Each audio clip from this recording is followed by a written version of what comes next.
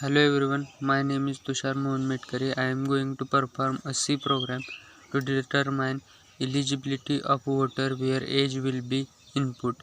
Here hashtag include stdio.h header file is used. Scan a %d ampersand age.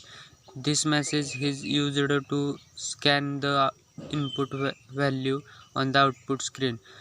First we use if statement and then we can execute else statement.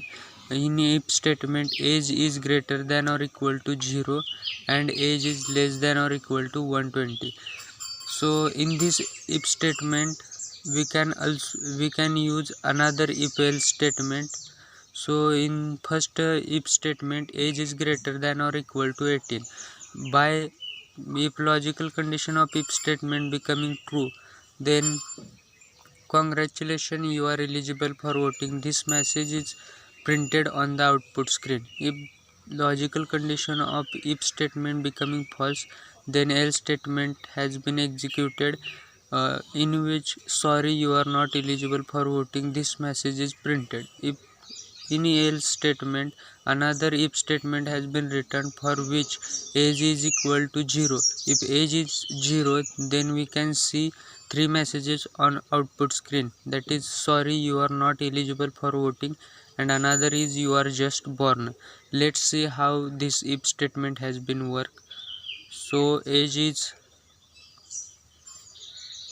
greater than 18. So you can put 18 here. So you can see that two messages are printed on the output screen, that is, congratulations, you are eligible for voting. So let's see how the else statement has executed. So if my input is less than 18, then what happens?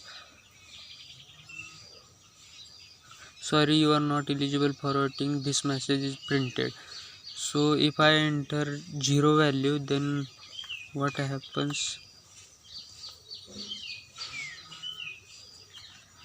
Three messages on printed on output screen, that is, sorry, you are not eligible for voting, you are just born.